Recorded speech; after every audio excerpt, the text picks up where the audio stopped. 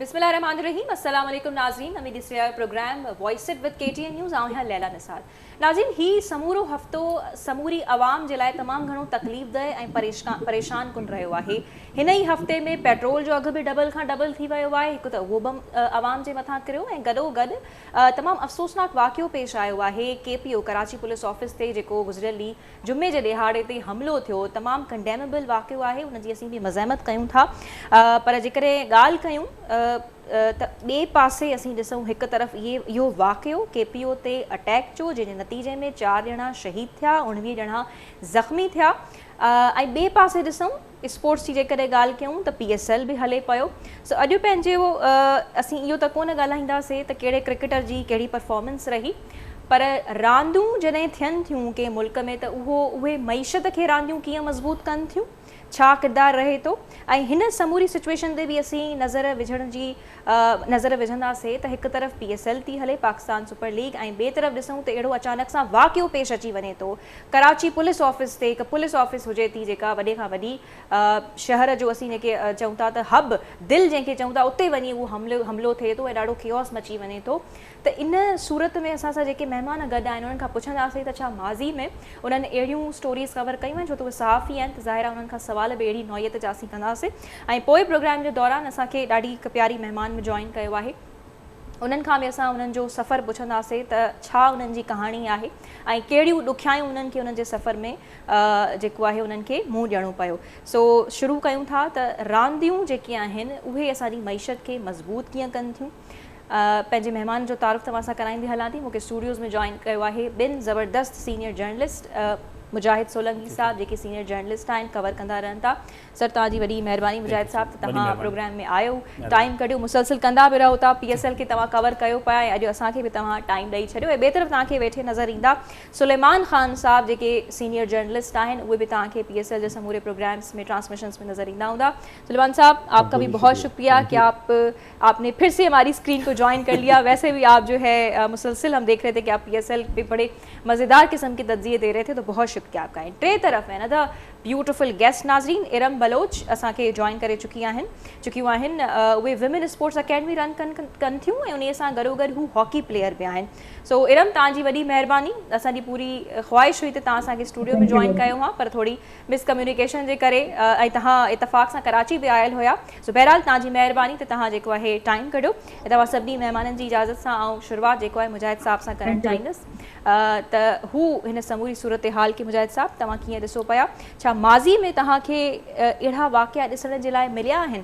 तव्हां ज़ाहिर ही सभु स्पोर्ट्स एक्टिविटीज़ कवर बि कयो था त हिकु पासे हिकु मेगा लीग हली रही आहे स्पोर्ट्स सां रिलेटेड जीअं त PSL हाणे आहे त ऐं उन जे दौरान हिकु अहिड़े क़िस्म जो वाक़ियो थी वञे त पोइ अहिड़ा के माज़ी में वाक़िया मिलनि था जीअं तव्हांजी नॉलेज में आहिनि कवर कया पाण इवेंट कवर कया आहिनि उन में त मोस्टली अहिड़े क़िस्म जा इंसिडेंट त न थिया आहिनि। जीअं हाणे असां कोविड जी ॻाल्हि कयूं त कोविड जो ड्यूरिंग PSL में अचणु ऐं PSL ख़तमु थियणु या क्राउड खे ख़तमु करणु विदाउट क्राउड तव्हां मैचिस कयो अहिड़ा असां एक्सीडेंट त थींदा ॾिठा आहिनि पंहिंजे इन्हनि इवेंट्स में। उन खां अलावा दुनिया जे ॿियनि मुल्कनि में तमामु वॾा इंसिडेंट थींदा रहिया आहिनि। अगरि असां लंडन जी ॻाल्हि कयूं त लंडन में हिकिड़ो रेलवे स्टेशन ते बम ब्लास्ट थियो पर उन हूंदे बि ऑस्ट्रेलिया ऐं इंग्लैंड जी टीमुनि विच में जेकी एशियस सीरीज़ हुई उहा जारी हुई उन ते को असरु न थियो। ऐं जीअं तव्हां ॻाल्हि कई गुज़िरियल ॾींहुं जेको इंसिडेंट थियो जुमे जे ॾींहुं पुलिस ऑफिस ते तमामु उनजी घणी लफ़्ज़नि में मज़म्मत कजे थोरी आहे पर जेतिरो अहम किरदारु अदा कयो असांजे सिक्योरिटी फोर्सिस जे नौजवाननि ऐं उन हमले खे नाकाम कयो उहो तमामु साराह जोॻो आहे ऐं तमामु घणो पॉज़िटिव मैसेज आहे त सॼी दुनिया में अहिड़ा वाक़िया थींदा रहनि था उते स्पोर्ट्स नथी रुकिजे। असां वटि बि उहो मिसाल एग्ज़ाम्पल सेट आहे त असां वटि अगरि अहिड़ा वाक़िया थिया आहिनि पर पोइ बि पाकिस्तान सुपर लीग जो जेको इवेंट आहे उहो कंटिन्यू आहे। बिल्कुलु इहा तमामु ख़ूबसूरत ॻाल्हि कई मुजाहिद साहब त इन बावजूद बि ज़ाहिर ही वाक़ियो अहिड़ो हुयो ऐं उनखां बाद में तासुर ईअं ॾिनो पियो वञे त शायदि PSL हले थी त उहा रुकिजी वेंदी पर ईअं न थियो फ़ौरन सां हिकु मीटिंग थी ऐं मीटिंग जे नतीजे में इहो ई फ़ैसिलो थियो त PSL जा जेके तमामु मैचिस आहिनि नाज़रीन उहे जारी रहंदा ऐं जीअं त मुजाहिद साहब बि इन शइ ते तमामु सुठी रोशनी विधी त असांजे समूरनि सिक्योरिटी अहलकारनि ॾाढो भरपूर नमूने सां इन शइ खे फाइट कयो ऐं आख़िर ताईं साबित क़दम रहिया जेसि ताईं समूरी ऑपरेशन खे उन्हनि कवर करे वरितो।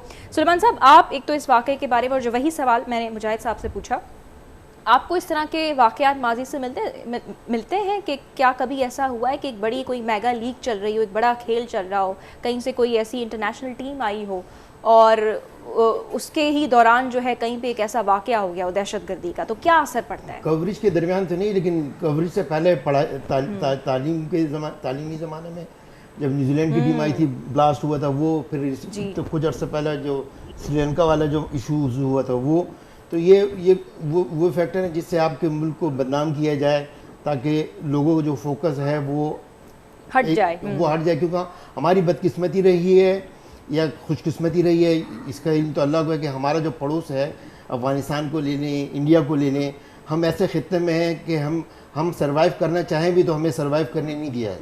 सही जेके एक्सीडेंट हुआ जीअं ॻाल्हि कई लाहौर जो 3 मार्च 2009 में श्रीलंकन टीम ते हमिलो थियो ऐं उन खां पोइ श्रीलंकन टीम वापसि वई ऐं मुल्क जा जेके ग्राउंड आहे वीरान थी विया, दुनिया जी टीम पाकिस्तान ट्रेवल करण खां इनकार करे छॾियो, पर उन खां पोइ वरी जेकी पहिरीं टीम पाकिस्तान आई त उहा श्रीलंका जी टीम हुई, त क्रेडिट गोज़ टू श्रीलंका जी टीम जंहिं अहिड़े वाक़े खां पोइ बि पाकिस्तान में क्रिकेट जी बहाली लाइ पंहिंजो अहम रोल अदा कयो। ऐं उन खां अलावा न्यूज़ीलैंड जो जेको साईं हवालो ॾिनो, इहो 2002 जी ॻाल्हि आहे त जेको मक़ामी होटल आहे हिते उनजे ॿाहिरां हिकिड़ो ब्लास्ट थियो ऐं उनजे ॿिए ॾींहं ते टेस्ट मैच शुरू थियणी हुई, पर उहा टेस्ट मैच उते ख़तमु थी ऐं न्यूज़ीलैंड टीम वतन वापसि हली वई। पर इहो गुज़िरियल साल बि तव्हां ॾिसो त न्यूज़ीलैंड टीम पाकिस्तान आई नंढड़े हिकिड़े ईमेल ते जेको असांजो पाड़ेसरी मुल्क आहे, नाले में पाड़ेसरी मुल्क आहे पर कोशिशि करे थो शैतानगिरी करे, उनजी हिकिड़ी नंढी ईमेल जे करे उहा टीम पंहिंजो उहो दौरो मुलतवी करे हली वई ऐं उन खां पोइ न्यूज़ीलैंड बि आई, इंग्लैंड बि आई, ऑस्ट्रेलिया बि आई, नथी अचे या इंडिया नथी अचे, ॾुजे थी। बिल्कुलु इंडिया नथी अचे। हाणे बि PSL में जेको आहे न्यूज़ीलैंड जा खिलाड़ी शामिल आहिनि, इंटरनेशनल खिलाड़ी जी जेकर ॻाल्हि मार्टिन गुप्टिल जी ॻाल्हि कयूं, तमामु वॾा नाले वारा प्लेयर शामिल आहिनि। उन खां अलावा पाकिस्तान समेत 15 खां 20 प्लेयर अहिड़ा आहिनि जेके इंटरनेशनल प्लेयर हिन में डेब्यू कनि था ऐं पाकिस्तान जा 15 खां 20 प्लेयर नौजवान प्लेयर उहे बि हिन PSL में डेब्यू कनि था। त सॼी दुनिया जा जेके प्लेयर आहिनि, न्यूज़ीलैंड हुजे, ऑस्ट्रेलिया हुजे, उन सां गॾु इंग्लैंड हुजे, उन सां गॾु तव्हांजी ज़िम्बाब्वे हुजे, अफगानिस्तान हुजे, हर मुल्क जा प्लेयर हिते अची खेॾनि था। पर जेकी टीम आहे इंडिया जेकी पाण खे वॾी जमहूरियत पसंदि मुल्क सॾाईंदो आहे, पर उहो पाकिस्तान अचण खां इनकार करे थो। पहिरियों त इहो हूंदो त भई इंग्लैंड नथी अचे, ऑस्ट्रेलिया नथी अचे, न्यूज़ीलैंड नथी अचे, त उन वटि लॉजिक हूंदो, पर हाणे त सभु खेॾी विया, हाणे त उन्हनि वटि को लॉजिक न हुजे। अच्छा, हिते हिकु अहम सवाल रखणु चाहींदसि। जॾहिं गुज़िरियल दफ़े असीं प्रोग्राम कयो हुयोसीं, मुजाहिद साहब तव्हांखे यादि हूंदो, बल्कि मैं ये सवाल उर्दू में कर लेती हूँ ताकि आप भी अंडरस्टैंड करें, आप सिंधी समझ लेते। चले ज़बरदस्त, बहुत अच्छी बात है। तो लास्ट टाइम असीं स्पोर्ट्स ते प्रोग्राम कयो हुयोसीं, उन में हिकिड़ो सोशल फैक्टर ज़ाहिर कयो हुयोसीं त असांखे ग्राउंड्स जेके आहिनि, जेके नौजवान अॻिते अचणु चाहिनि था, उन्हनि खे फराहम छो न पिया कया वञनि। त उते उन प्रोग्राम जो फीडबैक इहो आयो हुयो असांजी आवाम मां ई, ऑडियंसिस मां ई, व्यूअर्स जेके असांजा आहिनि, हुननि चयो त आवाम होॾां मरे पियो, महांगाई आहे ऐं मुआशी हाल ख़राबु आहिनि ऐं तव्हां वेठा स्पोर्ट्स ते रांदियुनि ते प्रोग्राम था कयो। मां चाहियां थी त तव्हां बीइंग अ स्पोर्ट जर्नलिस्ट इहो बयानु कयो त रांदियुनि जी अहमियत छा आहे ऐं हीअ रांदियूं बि असांजे मुल्क जी बहितरी जे लाइ थी रहंदियूं आहिनि ऐं उनजी मईशत खे मज़बूत करण जे लाइ वॾो अहम किरदारु अदा कनि थियूं। त मां चाहियां थी तव्हां इन शइ ते रोशनी विझो। बल्कि सुलेमान साहब से शुरू कर लेते हैं। सुलेमान साहब, आप होपफुली आप समझ गए होंगे मैं क्या कहना चाह रही हूँ। जो प्लेयर्स है वो आपके कल्चर को बयान करते हैं, आपका उठना कैसा है, आपका रहना कैसा है, वो दूसरे ममालिक में जाके आपका सफ़ीर बनता है। तो वो ये जब आपका प्लेयर स्ट्रांग होगा तो आपके मुल्क की पहचान होगी, आपका प्लेयर स्ट्रांग नहीं होगा आपके मुल्क की पहचान नहीं होगी। और रही बात ये कि जब माशरा तंदुरुस्त रहेगा तो फिर अस्पतालों की ज़रूरत नहीं होगी, खेल के मैदान आबाद रहेंगे तो आपके अखराजात में कमी आएगी। जब माँ बाप सेहतमंद होंगे, औलाद सेहतमंद पैदा होगी। सही बात है। जो औलाद सेहतमंद पैदा होगी तो चाहे फिर वो बच्चा एजुकेशन की फील्ड में जाए, किसी फील्ड में भी जाए, तो उसको कामयाबियाँ मिलेंगी। सही बात है। ये बड़ी आपने दो ज़बरदस्त बातें कही कि एक तो मुल्क जी सुञाण, मुल्क जी शनाख्त में जेको आहे वॾो अहम किरदारु प्ले कनि थियूं रांदियूं ऐं ॿियो तंदुरुस्ती रांदियुनि सां रहे थी। मुजाहिद साहब, इन ते 100% मां सुलेमान ख़ाब सां एग्री कंदुमि। जेके स्पोर्ट्स जा इवेंट थींदा आहिनि, के वॾा इवेंट हुजनि, जीअं असां फीफा फुटबॉल वर्ल्ड कप जी ॻाल्हि कयूं, विम्बलडन जी ॻाल्हि कयूं, उन खां अलावा वर्ल्ड कप जी ॻाल्हि कयूं, T20 वर्ल्ड कप जी ॻाल्हि कयूं, त जेके होस्टिंग कंट्री करण जा उम्मीदवार हूंदा आहिनि उहे तमामु वॾी कोशिशूं कंदा आहिनि ऐं हतमल इम्कान जेके सफ़ारती उन जा तालुकात हूंदा आहिनि उन्हनि खे इस्तेमालु कंदा आहिनि त इन जी मेज़बानी असांखे मिले। जीअं हाणे फीफा जी ॻाल्हि कयूं, फीफा फुटबॉल में क़तर कई, त हाणे उन्हनि जी जेकी इन्वेस्ट थी उन जे ॾहूण ते उन्हनि खे फ़ाइदो पहुतो। त ज़रूरत इन ॻाल्हि जी आहे त तव्हां पंहिंजे मुल्क में प्रोग्राम अहिड़ा ॾियो, तव्हां टूर्नामेंट्स अहिड़े करायो जिन मां तव्हांजे मुल्क जो जेको रेवेन्यू आहे उहो जनरेट थिए ऐं स्पोर्ट्स रेवेन्यू जनरेट करण में तमामु वॾो अहम किरदारु अदा करे सघे थी। पर बदकिस्मती आहे त एतिरो साल पाकिस्तान खे थी विया आहिनि, असांजी जेके गेम्स आहिनि जिन दुनिया ते रूल कयो, हॉकी दुनिया जी पहिरों नंबर हुई, उहा हाणे अॻिले नंबर ते अची वई आहे। स्क्वाश जे सॼी दुनिया जी स्क्वाश ते स्क्वाश रांदि आहे, हॉकी एग्ज़ैक्टली स्क्वाश असांजे रूल कयो, स्क्वाश गुम थी वई आहे। हाणे तव्हांजी क्रिकेट बची आहे, अगरि क्रिकेट खे बि तव्हां विञाए छॾींदो तव्हांजी स्पोर्ट्स ख़तमु थी वेंदी।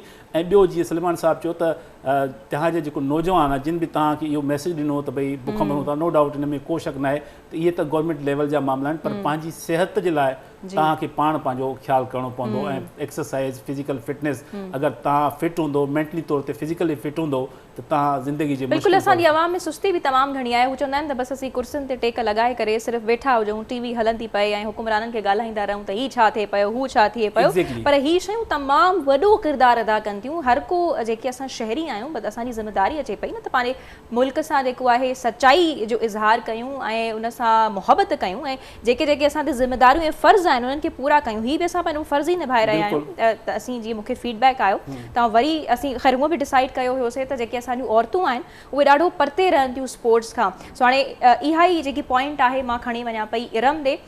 इरम तव्हांजे मां देरि अचण जो हिकिड़ो रीज़न हुयो छो त असीं तव्हांजी कहाणी बि ॿुधणु चाहियूं पिया ऐं अलाह साईं तव्हांजी वालिदा खे बि सिहत ॾे। तव्हां जीअं त थोरी देरि अॻु ॿुधायो त उनजी तबियत बि ख़राबु आहे, सो असीं दुआऊं आहियूं उन्हनि जी सिहत जे लाइ। ऐं तव्हांजी स्टोरी बि जेको आहे ॾाढी ॾुखाईंदड़ आहे, ऐं पढ़ी ऐं ॾिठी बि ॿुधी बि। सो तव्हांजी ज़बानी असीं ॿुधणु चाहियूं था। तव्हां हिकु हॉकी प्लेयर आहियो ऐं एतिरियूं ॾुखियायूं ॾिसण बावजूद बि तव्हां हिकु स्पोर्ट्स अकेडमी रन कयो पियूं। सो कंसाइज़ली पंहिंजो सफ़र ॿुधाइजो, पंहिंजी जर्नी जे बारे में असांजे ॾिसंदड़नि खे ॿुधाइजो प्लीज़।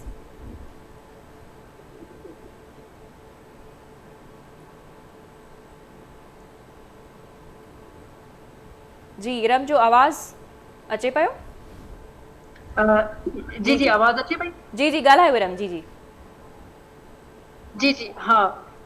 सेकेंडली इहो आहे त जेको इंसिडेंट थियो इत्तेफ़ाक़ हुयो हिकिड़ो जेको त अॼु खां 8 साल अॻु में नंढे भाउ जी हिकिड़ो ई मुंहिंजो भाउ हुयो, हुनजी डेथ थी वई ब्लास्ट में। जीअं त तव्हां हाणे ॻाल्हि कई जेके हालात आहिनि त मां पाण इन सिचुएशन जो इंसिडेंट जो शिकार आहियां, लेकिन उन खां बि अॻु में मां स्पोर्ट्स लवर आहियां ऐं मूंखे तमामु घणो शौक़ु हुयो स्पोर्ट्स खेॾण जो ऐं मां उहो साबित बि कयो। जेका ॿ जहिड़े बैकवर्ड एरिया में रही करे स्कूल टाइमिंग में ही जेको आहे असां पाण खे इहो साबित कयोसीं त असां हिकिड़ा तमामु सुठा एथलीट्स आहियूं। मां बि हुयमि ऐं कुझु ॿियूं फ्रेंड्स हुयूं, लेकिन उन दौर खां वठी करे हाणे बि जेको इंटीरियर सिंध आहे न उहो अॼु ताईं स्पोर्ट्स में सिंध जेको आहे मूंखे अलाए छो सिंध सां ॾाढी अटैचमेंट आहे, मोहबत आहे मूंखे सिंध सूबे सां ऐं सिंधी क़ौम सां। त मां नेशनल टीम में मुंहिंजी 3 दफ़ा सिलेक्शन थी हुई टेबल टेनिस में, लेकिन उहो ई जेको आहे त फाइनेंशियली रिसोर्सिस न हुया। यंग एज में जेको आहे घर जी ज़िम्मेदारियूं त जॉब खे चूज़ कयो, लेकिन मां स्पोर्ट्स छॾे ॾिनी। नेशनल टीम में नालो अचणु कोई हिकिड़ी मामूली ॻाल्हि न आहे, तमामु वॾी ॻाल्हि आहे। मां उन खां पोइ जेको काफ़ी मायूस थी वियमि त मां जेको न वञी सघियमि अॻिते। ऐं हॉकी जहिड़ी हार्ड गेम हिकिड़ी अगरि छोकिरी खेॾे त तमामु वॾी ॻाल्हि आहे। गर्ल्स जेके आहिनि अहिड़ी आउटडोर स्पोर्ट्स में घटि ईंदियूं आहिनि। सुठी फैमिलीज़ जेके आहिनि उन्हनि जो वधीक ध्यानु जेको हूंदो आहे स्टडी ते हूंदो आहे, छो जो उन्हनि वटि एतिरा रिसोर्सिस हूंदा आहिनि। अक्सर हॉकी जहिड़ी गेम में ग़रीबनि जा ॿार ईंदा आहिनि ऐं पोइ जेको आहे त जॉब आहिनि, डिपार्टमेंट्स न आहिनि, त उनजी एतिरी बि हैसियत न हूंदी आहे त हू हिकिड़ी हॉकी स्टिक वठी सघनि। अच्छा, हिते मां तव्हांखे थोरो रोकणु चाहींदसि। तव्हां चओ पिया त हॉकी जी टीम में या हॉकी जी रांदि में ग़रीब ॿार ईंदा आहिनि, इहो मतिलबु इनखे थोरो सम्झाइजो, छा मक़सदु आहे तव्हांजो? जी मक़सदु इहो आहे त हॉकी हिकु हार्ड गेम आहे, इन में इंजरीज़ जा जेके चांसिस तमामु घणा हूंदा आहिनि। त फैमिलीज़ खे खौफ़ हूंदो आहे त असां पंहिंजूं स्पेशली जेके गर्ल्स आहिनि उन्हनि जी जेका त अगरि कोई सीरियस इंजरी थी वञे त लाइक शादी जो सिलसिलो हूंदो आहे या कुझु बि आहे। ऐं सेकेंडली नेशनल चैम्पियनशिप्स थींदियूं आहिनि, वॾा वॾा इवेंट्स थींदा आहिनि, त उहो उस में बि थींदा आहिनि, गर्मी में बि थींदा आहिनि, जून आहे, जुलाई आहे, असांजा कैंप्स लॻंदा आहिनि लॉन्ग टाइम लाइ। त स्किन जो बि जेको आहे इशू थींदो आहे, त तव्हांखे इहा ख़बर हूंदी त गर्ल्स खे स्किन जो जेको आहे ॾाढी फिकर हूंदी आहे। त जेकॾहिं अगरि जेको आहे स्किन डल थी वञे त रिश्ता बि घटि थींदा आहिनि। ॿियो वरी इहो आहे त अॼुकल्ह जे दौर में हर शख़्स चाहे थो त छोकिरी बि रिश्ते लाइ जॉब वारी हुजे। असांजी अदर स्पोर्ट्स जेका आहे जेके बि स्पोर्ट्स आहिनि डिपार्टमेंट्स तमामु घटि खां घटि आहिनि। सही हाणे तव्हां इहो ॾिसो त सिंध में जेको आहे जॉब्स जी बि खोट आहे। सेकेंडली जेको आहे सिंध जा जेके इदारा आहिनि तालीमी इदारा उनजी का बि सपोर्ट न आहे एथलीट्स लाइ। अच्छा तव्हां पंजाब हलिया वञो, पंजाब में तव्हां जिते बि ॾिसंदव त तव्हांखे जेतिरा बि तालीमी इदारा आहिनि त हू फ्री एडमिशन ॾियनि था, फ्री अकोमोडेशन ॾियनि था। उनजी उहो जेको सभु तमामु स्पोर्ट्स जे जेके बि एथलीट्स आहिनि उनखे ट्रांसपोर्टेशन ॾियनि था। उनजे अलावा जेके आहे उनखे स्टाइपेंड बि ॾियनि था। तव्हां आहे। ॾिसो त केतिरियूं फैसिलिटीज़ आहिनि उतां जे एथलीट्स लाइ त पोइ हू स्पोर्ट्स में अचनि था। उन खां ठीकु आहे, पोइ तव्हां जेको हुकूमत next मां step आहे मायूस उनजे आहियो लाइ त सिंध तव्हां हुकूमत departments रांदीगरनि जी मदद जेको आहे बिल्कुलु बि न पई करे ऐं तव्हां ॿियनि सूबनि जा मिसाल ॾियो पिया त उते तमामु घणो उन्हनि जो ख़्यालु रखियो वञे पियो। जेतोणीकि तव्हांजी अकेडमी जो सुवालु आहे त छा उन में तव्हांखे हुकूमत सपोर्ट करे पई? न अकेडमी ऐं जेको हुकूमत जेको आहे सिंध गवर्नमेंट जो तमामु बि घणो इंट्रस्ट आहे स्पोर्ट्स में। तव्हां ॾिसो वॾा वॾा स्टेडियम्स आहिनि तमामु ज़िलनि में ऐं हुकूमत चाहे थी स्पोर्ट्स डिपार्टमेंट चाहे थो त तव्हां अचो असां तव्हांखे इवेंट्स ॾियूं। इन में जेको आहे HEC डिपार्टमेंट आहे ऐं जेके तालीमी इदारा आहिनि उन सां जेको उन जा जेके डिपार्टमेंट्स आहिनि उन्हनि खे घुर्जे त एथलीट्स खे फ्री एडमिशन ॾियो, उन्हनि खे फैसिलिटेट कयो वञे। उन खां ख़ैर मां पोइ अञा हिन वक़्त ताईं डिपार्टमेंट सम्झी न सघियसि त हुकूमत तव्हांजी अकेडमी रन करण में मदद करे थी या न? अकेडमी लाइ असांखे जेको आहे इन 6 इयर्स में अलाह जो शुक्र आहे त गवर्नमेंट को डायरेक्ट जेको आहे सिंध हुकूमत को असांजे लाइ specially for girls ground approve थियो आहे जेकाबाद जहिड़े ज़िले में। जो मतिलबु आहे त सिंध हुकूमत मदद करे पई न स्पोर्ट्स वारनि जी, छो त तव्हांजे पहिरें सवाल जे हिसे मां मूंखे इहो ई लॻो त तव्हां हुकूमत मां मायूस आहियो या शायदि मां सम्झी न सघियसि। जी मुजाहिद साहब तव्हां कुझु चवणु चाहियो था? अच्छा तव्हांजी तरफ़ वापसि अचां थी इरम, हिते मुजाहिद साहब कुझु ऐड करणु चाहिनि था। जी इरम ॾाढो सुठो कमु कयो आहे तव्हां ऐं असां KTN न्यूज़ जे प्लेटफॉर्म हमेशह तव्हांखे इनकरेज बि कयो आहे, फोकस बि कयो आहे, कवर बि कयो आहे। तव्हां जेतिरनि मुश्किलातुनि खे मुंहुं ॾिनो आहे, जिते ॿियनि माण्हुनि खे ख़बर आहे उते मूंखे बि ख़बर आहे, तव्हां ॿुधाईंदा रहिया आहियो। हिन वक़्तु सिंध जो जेको सूबाई सलाहकार आहे रांदियुनि बाबति वॾे वज़ीर जो, उन चयो त जेकाबाद में असां वुमेन हॉकी जे लाइ डेवलपमेंट जे लाइ असां उते हॉकी आस्ट्रो टर्फ इस्टेब्लिश करणु वञूं पिया। छा उहो कमु स्टार्ट थी वियो आहे? हिकिड़ो इहो ॿुधाइजो, ॿियो इहो ॿुधाइजो त कहिड़ा कहिड़ा मसइला आहिनि तव्हांजी इन अकेडमीअ खे रन करण में जेके ट्रबल अचनि था ऐं उन हवाले सां कंहिंसां कंहिंसां राब्तो कया आहिनि जिन तव्हांखे पॉज़िटिव बि मैसेज ॾिनो हुजे या नेगेटिव मैसेज ॾिनो हुजे? जी शुरू में त पहिरियों इहो ॿुधाए छॾियो, हिकिड़े सवाल जो ॾेई वठो। मुजाहिद भाउ जेको आहे 3 सवाल करे छॾिया तव्हां खां। जी इरम स्टेडियम अलाह जो शुक्र आहे मेन जेका रिक्वायरमेंट हुई असांजी बग़ैर ग्राउंड जे एतिरी सुठी टीम ठाही हुईसीं असां पूरे लाड़काना डिवीज़न जी। त हाणे जेको आहे विच में जेके बारिशूं आयूं फ्लड जी वजह खां जेको आहे थोरो स्लो थी वियो हुयो कमु, लेकिन हींअर वरी जेका स्पीड अची वई आहे। अलाह जो शुक्र आहे जेको टफ आहे असांजो उहो ॿाहिरों आयो आहे, इंग्लैंड जो आस्ट्रो टफ आहे। इहा तमामु वॾी ॻाल्हि आहे, वॾी जेका त अचीवमेंट आहे असांजी जेकाबाद ज़िले लाइ बि ऐं असां तमामु घणा जेको थैंकफुल आहियूं सिंध गवर्नमेंट जा त उन्हनि असांजी आवाज़ ते असांजी रिक्वेस्ट ते जेको आहे जेकाबाद में ऐं स्पेशली गर्ल्स लाइ पूरे मुल्क में को बि अहिड़ो ग्राउंड न आहे जेको सिर्फ़ु गर्ल्स लाइ हुजे ऐं ही वाहिद हिकिड़ो स्टेडियम हूंदो जेकाबाद में जेको जंहिंमें सिर्फ़ु गर्ल्स खेॾंदियूं। सेकेंडली जेको आहे जेके ॿिया इशूज़ आहिनि, मां हिकु छोकिरी आहियां, मूंखे का बि सपोर्ट कोन्हे त ऐं मेल जेके आहिनि असांजो जेको इलाइक़ो आहे जेको उतां जो माहौल आहे त ही शयूं अलाउ बि न हूंदियूं आहिनि, फैमिलीज़ बि सेटिस्फाइड न हूंदियूं आहिनि त मेल जी इन्वॉल्वमेंट हुजे। ऐं हॉकी जेको आहे तमामु काफ़ी एक्सपेंसिव गेम आहे। हॉकी जे लाइ असांखे टाइम ईअं न त हिकु अच्छा हिते आऊं तव्हांखे सॉरी कटणु चाहींदसि, तव्हांजी तरफ़ आऊं ॿीहर ईंदसि। सुलेमान साहब असां सां गॾु मौजूदु आहिनि। सुलेमान साहब हू ॻाल्हि कनि पियूं त छोकिरियूं न्याणियूं तमामु घटि अचनि पियूं स्पोर्ट्स जी तरफ़, मुख़्तलिफ़ सोशल फैक्टर्स बेरम रखिया। तव्हां बि एतिरो तव्हांजो बि वसी तजुर्बो आहे, तव्हांखे कहिड़ा बुनियादी सबब फैक्टर्स नज़र अचनि था त छोकिरियूं स्पोर्ट्स में एतिरो अॻिते छो नथियूं हलनि? हाणे त वुमेन वर्ल्ड कप भी हले पियो उन्हनि जो। जैसे इन्होंने कहा कि हमें जो जिन मसाइल का सामना है उसमें इंजरीज का सामना है। जब बच्चियाँ खेल रही होती हैं तो जाहिर है हॉकी का स्टिक का लगना, गेंद के लगना, फिर उसकी रिकवरी और फिर वो मसाइल आ जाते हैं इसकी शादी के लिए। तो सिंध गवर्नमेंट को चाहिए कि इनके लिए एक डॉक्टर का तयन हो ताकि ये जो इनका जो ये एरिया है कि अगर किसी को इंजरी हो जाए तो उसकी रिकवरी कैसी होगी, तो उसको यहाँ पे हो कि भाई फर्स्ट एड वहाँ पर अवेलेबल हो, अगर पोजीशन ऐसी हो कि उसका इलाज वहाँ मुमकिन ना हो तो यहाँ हो।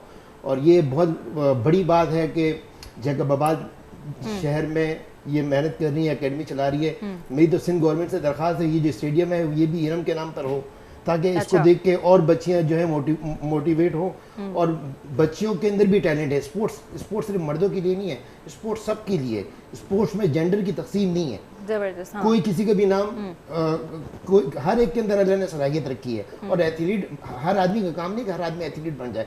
100 में से 5 लोग होते हैं जो जिनको चुना जाता है। ये तो हमारा खित्ता ऐसा है कि यहाँ पे हर खेल के अंदर आपको प्लेयर मिल जाते हैं। बाहर कैंप लगते हैं, 500 बंदे लगते हैं, फिर उसमें से 4 से 5 बंदे वो सिलेक्ट करते हैं, उसके ऊपर मेहनत होती है, फिर वो इंटरनेशनल लेवल पर। और क्या हॉकी वाकई एक्सपेंसिव गेम है जिस तरह से ये बता रही हैं? अब तो सारी चीजें महंगी हो गई हैं। देखिए पेट्रोल का बम गिर गया है, डॉलर ऊपर चला गया है, ठीक है ना। दूसरे के खेलने के लिए जगह नहीं है इनके, ये तो खुशकिस्मत बच्चे हैं। तभी तो आवाम कह रही है कि हम यहाँ पे जो है मर रहे हैं, इतनी हमारी मुश्किलात हैं, और आप जो है हमें वो खेलों के बारे में बता रहे हैं। लेकिन जरूरी है ये, बहुत बहुत जरूरी है। आप आबादी पर आप कंट्रोल नहीं कर रहे हैं। एक आपकी गुंजाइश 2 बच्चों की, आप 6 बच्चे पैदा कर रहे हैं, सही है। पॉपुलेशन कंट्रोल भी एक तालीम आपके पास नहीं है। देखिए जब तक आबादी और तालीम पर हम नहीं देंगे तब तक हम सर्वाइव नहीं कर सकते हैं। अगर मैं यहाँ पे जहाज भी बना दूं, मैं आपको सारी चीजें भी बना दूं, लेकिन मुझे उसको चलाने का तरीका ही नहीं है। हम रोड पर देख लेना कि बेहंगम ट्रैफिक है, कोई एक मोटरसाइकिल वाला इधर से आ रहा है, हमारा माशरा तो तबाही की तरफ जा रहा है। इरम तव्हां हिकिड़ी ॻाल्हि ॾाढी सुठी कई त सिंध गवर्नमेंट तमामु वॾो इनिशिएटिव वरितो आहे, ग्राउंड मिले थो ऐं बिल्कुलु ग्राउंड मिलणु खपनि, हर शहर खे मिलणु खपनि। पर सिंध गवर्नमेंट जेके बि आस्ट्रो टर्फ सिंध जे मुख़्तलिफ़ शहरनि में ठहिया आहिनि, उते को बि चौकीदार कान्हे, उते को बि स्टाफ कान्हे, को बि उन्हनि जी लुक आफ्टर करण वारो कान्हे। त छा जैकबाबाद में जेको ग्राउंड ठहे थो उन जे हवाले सां एम्प्लॉयमेंट थींदी, या उहो ग्राउंड ठही वियो? यानी सिंध हुकूमत सिर्फ दिलचस्पी ॾेखारे पियो, पर कम ग्राउंड ते वञी करे कंदे तमामु घटि नज़र अचे पियो। इरम लाड़काने बि अची चुकी आहे, सखर बि अची चुकी आहे, ॿियनि ग्राउंड ते वई आहे, उते आस्ट्रो टर्फ में को बि ऑफिशियली एम्प्लॉयमेंट रखियल कान्हे। त तव्हांजी ग्राउंड ते ऑफिशियली एम्प्लॉयमेंट थींदा, या कंहिंजे कब्ज़े में हूंदो ग्राउंड, पोइ जहिड़ा थींदा कब्ज़नि ते त असांखे ॾियूं असांखे ॾियूं? जी जी इरम जी ही जेको आहे त इन जा जेके रिस्पॉन्सिबल आहिनि न, उहे इन जेके डिफरेंट एसोसिएशन्स ठही वियूं आहिनि, जंहिंमें कुझु रियल बि आहिनि, कुझु फेक एसोसिएशन्स बि आहिनि। इन ते जेको आहे त मां इहो चाहींदुसि त जेको आहे सिंध गवर्नमेंट ही एक्शन वठनि, ऐं ओवरऑल जेके बि स्टेडियम्स आहिनि स्पोर्ट्स डिपार्टमेंट सिंध जे अंडर अची वञनि त उहो वधीक बहितर आहे। ईअं त हाणे को बि उथे थो त खणी जेको आहे को बि एसोसिएशन ठाहे था वठनि, त ही जेका आहे हॉकी एसोसिएशन आहे, ही आहे फुटबॉल एसोसिएशन आहे, त पोइ डिफरेंट डिवीज़न में ज़िलनि में अलॻि अलॻि ग्रुप्स आहिनि। त हींअर असांजो ग्राउंड ठहियो बि न आहे, त मुंहिंजे अगेंस्ट जेके काफ़ी ग्रुप अची बीह रहिया आहिनि। एफर्ट सॼी मां कई ग्राउंड लाइ, लेकिन हाणे काफ़ी ग्रुप्स आहिनि जेके चवनि था त ग्राउंड सरकारी आहे, सिंध गवर्नमेंट जो आहे, कंहिंजी ज़ाती जागीर न आहे, असां बि ईंदासीं खेॾंदासीं। त लेकिन इहो आहे त कंहिंखे इंट्रस्ट आहे स्पोर्ट्स में, कंहिंखे न बि आहे, ॿिया बि अदर रीज़न्स आहिनि। त असांजे लाइ सेफ्टी वधीक ज़रूरी आहे। सेकेंडली तव्हांजे चैनल जे थ्रू जेको आहे ही सुठो हिकिड़ो मौक़ो आहे। मुंहिंजी स्पेशली रिक्वेस्ट आहे त जेकॾहिं पंजाब में उतां जे एथलीट्स जी जेका आहे डिपार्टमेंट में सिलेक्शन थिए थी, त सिंध छो न स्टार्ट वठे। असां वटि सिंध बैंक आहे, असां वटि वुमेन डेवलपमेंट डिपार्टमेंट आहे। जेकॾहिं कुझु ख़वातीन जियूं हिते सिंध में बैंक जे थ्रू या क्या जेके अदर डिपार्टमेंट्स आहिनि, हिकु अधु टीम्स ठही वञनि जंहिंमें तमामु सिंध जा खिलाड़ी शामिल थियनि, त उन्हनि जो फ्यूचर सिक्योर थी वेंदो। एटलीस्ट उन्हनि खे सैलरीज़ हूंदियूं त फैमिली लाइ जवाबु हूंदो, त कुझु हासिलु थिए थो असांखे स्पोर्ट्स में। असांजा त सिंधी खिलाड़ी जेके आहिनि वञी वञी फेमस थींदा आहिनि, जॾहिं कोई इतफ़ाक़ सां हू पाण जेको कोई हिकु अधु वीडियो वायरल थिए। मुंहिंजी इहा रिक्वेस्ट आहे त घणे में घणा इवेंट्स जेके आहिनि उहे इंटीरियर सिंध में थियनि। ही ज़रूरी न आहे त असां सहूलियतूं चेक कयूं, त लाइटिंग हुजे, पाणी हुजे, हर शइ हुजे। तव्हां हुंज़ा में चेक कयो, हुंज़ा जा माण्हू एतिरा त बहादुर आहिनि, उन्हनि खे एतिरो इंट्रस्ट आहे स्पोर्ट्स में, त सभु हिकु थी करे हर साल हू हिकिड़ी ख़वातीन जी हॉकी लीग रखनि था, जेके टेंट्स में रहनि था, ख़ैमनि में उहे रहनि था, खिलाड़ी बि ख़ैमनि में रहनि था। उते को बि ट्रफ न आहे फुटबॉल जो, को बि उते। अच्छा इरम, हिकु तरफ़ त तव्हां मुतमईन नज़र अचो पिया सिंध गवर्नमेंट मां, वरी ॿिए तरफ़ तव्हां जेके फैक्टर्स रखो था त ही परेशानियूं आहिनि, त पोइ इन जो मतिलबु त इहो ई थियो न त सिंध गवर्नमेंट तव्हांखे मायूस कयो आहे, छो त सिर्फ़ु हिकु ग्राउंड जी अनाउंसमेंट काफ़ी कोन हूंदी आहे। जीअं मुख़्तलिफ़ शयूं तव्हां अॻियां रखियूं, उन्हनि जो पूरो थियणु दरअसल लाज़मी आहे। जी मां इहो ई चवणु चाहींदमि त जेका एसोसिएशन खे सपोर्ट कयो थो वञे न, सिंध गवर्नमेंट खे त खपे पोइ छा त उहे एसोसिएशन जेके कंहिंजे असां जहिड़ा मातहत माण्हू- आहिनि कंहिंजे हेठि कमु कनि थियूं? असल में जेके प्रॉपर एसोसिएशन्स आहिनि उन में जीअं रम शयूं ॿुधायूं त हिकिड़ी त एसोसिएशन अहिड़ी हूंदी आहे जेकी सिंध जेकी ओलंपिक एसोसिएशन आहे उन सां एफिलेटेड हूंदी आहे, उनजे रजिस्टर तौरु थियल हूंदी आहे। कुझु एसोसिएशन वरी मंज़ूर नज़र माण्हू हूंदा आहिनि उनजे हवाले बि कई वेंदी आहे, त पोइ जेको आहे सो झगड़ो थींदो आहे, त को चवंदो आहे मुंहिंजी मालिकी हुजे, को चवंदो आहे मुंहिंजी मालिकी हुजे। पर ओवरऑल ॻाल्हि जो जेको मक़सदु इरम जो इहो ई आहे त सिंध गवर्नमेंट जेसिताईं पाण हिनखे ऑन न कंदी ओसिताईं इहे शयूं सेटल डाउन न थींदियूं ऐं इहे इशूज़ साम्हूं ईंदा रहंदा। त सिंध गवर्नमेंट खे इनिशिएटिव वठणु खपे ऐं प्रॉपर जेको अथॉरिटी आहे, प्रॉपर जेकी एसोसिएशन आहे जेकी रजिस्टर्ड आहे सिंध गवर्नमेंट सां या स्पोर्ट्स डिपार्टमेंट सां, उन्हनि जे हवाले अगरि उहे शयूं कई वेंदियूं त उहे बहितर नमूने सां अल्टीमेटली चेक एंड बैलेंस हुकूमत खे ई करिणो पवे थो। हू जेके पंहिंजूं बॉडीज़ ठाहींदा या जीअं एसोसिएशन जी ॻाल्हि कंदियूं त उहो काफ़ी ॾफेड़ क्रिएट करे थो। सुलेमान साहब, लोअर सिंध में जो हमारा एक गली का बच्चा खेलना चाहता है, या जैसे इरम भी कह रही है कि लोअर सिंध में सबसे ज़्यादा जो है इस तरह के खेल वगैरह होने चाहिए लेकिन होते नहीं हैं, आपको क्या रीज़न नज़र आ रहा है? यानी वो कहने के मेन सिटीज़ में ही होते रहे, वो भी अच्छी बात है, उसको भी इनकरेज किया जा रहा है, लेकिन लोअर सिंध में इस तरह के चीज़ें जो है, इस तरह के खेल क्यों नहीं खेले जाते? ये जितनी भी एसोसिएशन है उनकी जिम्मेदारी है। तो ये हर जिले के अंदर, हर डिस्ट्रिक्ट के अंदर इवेंट होते रहने चाहिए। जब इवेंट हर डिस्ट्रिक्ट में होंगे तो फिर जब सिंध गेम्स के लिए किसी भी उसके लिए टीम का चुनाव आसान होगा। यहाँ पर जो किसी भी एसोसिएशन का सेक्रेटरी हो या प्रेसिडेंट हो, उसकी जो दौड़ जो है ना वो कराची के अंदर है, कराची से बाहर उसका जाना बहुत मुश्किल होता है बसूरत दीगर, जब तक कोई इवेंट ना हो या उनको रिहाइश का इंतज़ाम ना हो। यानी उनको चाहिए कि खुद जाए और हर जगह पे इवेंट्स कराएं। और ये सिंध गवर्नमेंट को चाहिए कि ये जो पैरेलल एसोसिएशन वाला मामला है इसको ख़त्म करें। इससे आप जो है बच्चों के मुस्तकबिल से खेल रहे हैं। ठीक है। अच्छा, जो हमारा सिंधी नौजवान है वो बड़ा फैनेटिक है, जिस तरह के हमारे और नौजवान हैं, हम इधर डिवीज़न की बात नहीं करें, हम सब पाकिस्तानी हैं, आपस में भाई भाई हैं, तो उसको बड़ा डिस्करेज किया जाता है, पीछे पीछे रहता है। अभी सिर्फ एक दो एग्जांपल्स हमें नज़र आए, या जैसे इरम भी कह रही हैं कि हमारे सिंधी नौजवान बड़े कम नज़र आते हैं, और वैसे हमने जनरली भी यही देखा है। आपका तजुर्बा क्या कहता है इस हवाले से, क्यों कम है? और क्रिकेट के लिए तो हर कोई फैनेटिक है, पूरा पाकिस्तान ही बहुत ज़्यादा, तो मौके क्यों कम है सिंधियों के लिए? उनको क्रिकेट टीम में क्यों शामिल नहीं किया जाता? टैलेंट की कमी है, क्या मसला है? ठीक है, इवेंट्स होंगे तो प्लेयर सामने आएंगे। अच्छा, इवेंट्स ही नहीं होते, दरअसल ये रूट प्रॉब्लम है ना। और लेकिन एक इवेंट्स आप मुल्की सतह पर तो करा सकते हैं, लेकिन इंटरनेशनल सतह पर आप इवेंट्स अपने मुल्क में तब कराएं जब आपका प्लेयर अपनी पीक पर हो, ताकि इवेंट्स हो तो उससे उसका नाम रोशन हो, मुल्क का नाम रोशन हो, उससे फ़ायदा हो। अब हमारे जितने भी गेम्स ले लें सब जीरो पर हैं। इवेंट्स करवाते हैं, जो बाहर के प्लेयर आते हैं उनको पैसे मिल जाते हैं, आपके प्लेयर को तो कुछ भी नहीं मिलता। तो ये जो रकम आप इवेंट्स करवाने पर खर्च कर रहे हैं, ये इन प्लेयरों पर खर्च करें। अच्छा, छो ना इन सहूलतूं स्पोर्ट्स सिंसियरिटी ऐं कमिटमेंट जी घटिताई जे करे सभ खां पहिरीं ॻाल्हि इहा त इवेंट्स तव्हां जी ॻाल्हि कई सुलेमान ख़ान त कराची ताईं महदूद आहिनि, तव्हां बि अची हाईलाइट कई। पर इहा घटि माण्हुनि खे ख़बर हूंदी त घटि में घटि 33 एसोसिएशन्स आहिनि मुख़्तलिफ़ गेम्स जूं, एथलेटिक्स खां वठी वॉलीबॉल हुजे, मल हुजे, कोडी हुजे, टेबल टेनिस, बैडमिंटन, उन में मेल ऐं फीमेल गेम्स बि अची थियूं। उन में मेजॉरिटी में जेके माण्हू आहिनि उन्हनि जो तालुक़ु कराची सां आहे, जिन खे सिंध जे ॿियनि शहरनि जी ख़बर ई कान्हे। त सुलेमान साहब ॾाढो सुठी ॻाल्हि कई त जेके इवेंट हिते थियनि था उहे जेकाबाद में थियणु खपनि, लाड़काणे में थियणु खपनि, शिकारपुर में थियणु खपनि, पर वॾो इवेंट आहे सिंध जो सिंध गेम, उहो 4 सालनि खां न थियो आहे। एग्ज़ैक्टली, जॾहिं तव्हां वटि इवेंट न थींदा त प्लेयर परफॉर्म कान कंदा, जॾहिं प्लेयर कंहिं गेम में पार्टिसिपेट ई न कंदा, परफॉर्म ई न कंदा, त तव्हां उन्हनि खे मथे आणे नथा सघो। पर ॿियो फैक्टर जेको मां ॿुधायो सिंधी प्लेयर जे हवाले सां, पाकिस्तान फुटबॉल फेडरेशन हुजे, पाकिस्तान क्रिकेट बोर्ड हुजे, पाकिस्तान हॉकी फेडरेशन हुजे, उते तव्हांजो माण्हू ई कान्हे कंहिं बि ऑफिशियल उहिदे ते जंहिंखे तव्हांजे सिंध जे ॿारहाड़ी वारनि इलाइक़नि जी ख़बर हुजे त उते कहिड़ा इशूज़ आहिनि, त उहे तव्हांजा मसइला हल ई नथो करे सघे जेसीं ताईं तव्हांजा पंहिंजा माण्हू इन्हनि ऑफिशियल उहिदनि ते न हूंदा जेके तव्हांजे शहरनि सां तालुक़ु रखंदा, उन्हनि खे उहे हाईलाइट कंदा। त पोइ ही मुजाहिद साहब ही पंहिंजा मिनिस्टर्स जेके आहिनि इहे हितां जा न आहिनि, चाहिए बि त हितां जा ई आहिनि, पोइ इहे छो हिन शइ खे अॻिते कोन रखनि था? लास्ट टाइम तव्हांखे यादि आहे स्पोर्ट्स सलाहकार, स्पोर्ट्स मिनिस्टर असां सां गॾु हुया, त उहे उन्हनि बि इहे ॻाल्हियूं कयूं त असां चयो आहे, लेटर मोकिलियो आहे, इहो त मुतमइन करण वारो जवाब ई ॾिसो। हिकिड़ी ॻाल्हि ॿुधो साईं, उन्हनि ॻाल्हियूं जेके बि कयूं मां उन्हनि खे वरी हाईलाइट कयां थो।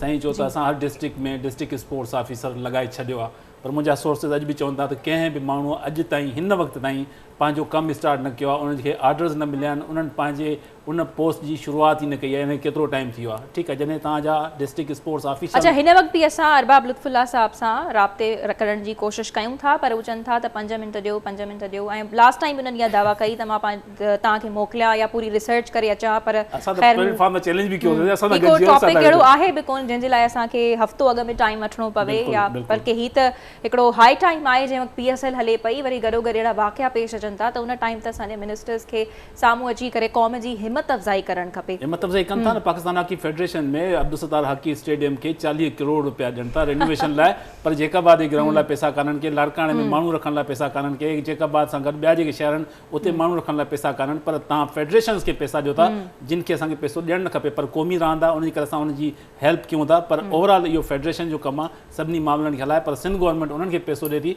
पर पंहिंजी सिंध ते पैसो ख़र्च नथी करे। अच्छा इरम, जीअं तव्हां चओ था त तव्हांखे फैसिलिटीज़ जेको आहे मुहैया न कयूं वञनि पियूं, यानी फाइनेंशियली बि चऊं असां या जेके ॿियूं फैसिलिटीज़ अचनि थियूं, त इहे शयूं तव्हां सभु पंहिंजी ऑफिशियल बॉडीज़ जे अॻियां रखण जी कोशिशि कई? जी मूं जेको आहे काफ़ी चक्कर बि लॻाया, ऐं जेके विद जेको आहे एविडेंसिस मां सॼियूं शयूं जेके बयां कयूं आहिनि। हींअर मूंखे 6 साल थी विया आहिनि, लेकिन स्टिल जेको आहे त स्पोर्ट्स बोर्ड खां मुंहिंजी अकेडमी जी रजिस्ट्रेशन न आहे थी, मुंहिंजो ऑफिशियल अकाउंट न आहे, मूंखे कोई अहिड़ी फंडिंग न आहे थी। हाणे जेकॾहिं अगरि कोई तव्हां 20 हॉकी स्टिक बि मूंखे ॾियो था, स्पॉन्सर कयो था, त हॉकी स्टिक जी हिकु लाइफ हूंदी आहे। अगरि हींअर तव्हां मूंखां 20 एथलीट्स जी लिस्ट वठो था त 20 हॉकी ॾियो था, फ्यूचर मूं वटि प्लेयर्स ॿिया बि ईंदा।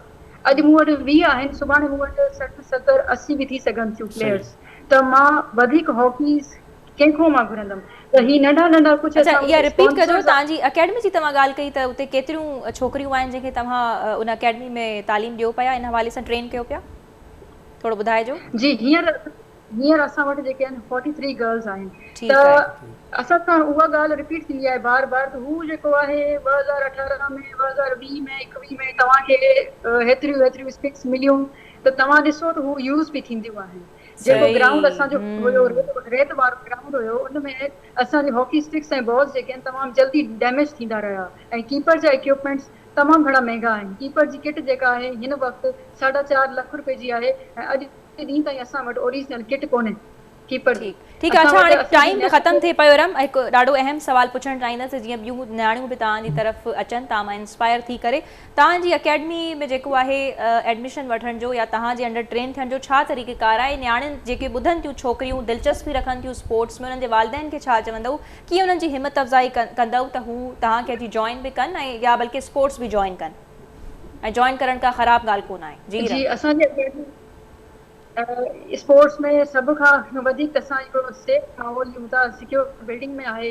गर्ल्स कॉलेज जैकाबाद में असांजी अकेडमी आहे जिते असां ट्रेनिंग कंदा आहियूं, उनमें असां डिफरेंट स्पोर्ट्स सेखारियूं था छोकिरियुनि खे, ऐं उते को बि मेल न आहे मेंबर। सेकेंडली हर इक्विपमेंट असां उन्हनि खे फ्री में ॾियूं था, इवन ट्रेनिंग मां पाण कराईंदी आहियां, हॉकी जी, फुटबॉल जी, टेबल टेनिस, डिफरेंट स्पोर्ट्स, ऐं का बि फीस न वठंदा आहियूं, छो जो ॾिसो तव्हां अहिड़ा जेके ॿार अचनि था जिन्हनि वटि इवन स्कूल जी फीस न आहे, त स्पोर्ट्स में का बि मां फीस न वठंदी आहियां, ऐं हिकिड़ो सिंपल असांजो रजिस्ट्रेशन फॉर्म फिल थींदो आहे, उनमें उनजी एडमिशन थी वेंदी आहे, जेको नालो उनजो आहे असां वटि थी वेंदो आहे। ठीकु आहे, टाइम घटि आहे, बल्कि असां अञा ॿिया बि प्रोग्राम्स तव्हां सां ज़रूरु कंदासीं। काफ़ी फैक्टर्स असांजा शयूं रहिजी वियूं आहिनि, पर असांजी कोशिशि इहा हुई त पंहिंजे नाज़रीन खे ॿुधायूं, जेके बि व्यूअर्स आहिनि असांजा, त कहिड़ा क़िस्म जा वाक़िया जेके पेश अचनि था दहशतगर्दी जा, उहे अहिड़नि क़िस्म जी मेगा लीग्स खे रोके नथा सघनि, ऐं असांजा अहलकार हमेशह तगड़ा ऐं बहादुरी सां अहिड़नि जेको आहे वाक़ियनि खे मुंहुं ॾियनि था, ऐं बाक़ाइदा बहादुरी सां मुक़ाबिलो कनि था। सो तमामु टिनी महिमाननि जी वॾी महिरबानी, मुजाहिद साहब असां मौजूदु हुया, सुलेमान साहब असां मौजूदु हुया, इरम खे असीं हाईलाइट करण जी कोशिशि कईसीं त असांजूं नियाणियूं, सिंध जूं छोकिरियूं, उहे बि अॻिते रहनि थियूं स्पोर्ट्स में, ऐं यादि रखो त स्पोर्ट्स वॾो किरदारु निभाए थो, वॾो किरदारु जेको आहे प्ले करे थो पाकिस्तान जी, पंहिंजे मुल्क जी मईशत खे मज़बूत करण में। तव्हां सां मुलाक़ात थींदी ईंदड़ हफ़्ते, पंहिंजो तमामु घणो ख़्यालु रखंदा। अल्लाह हाफ़िज़।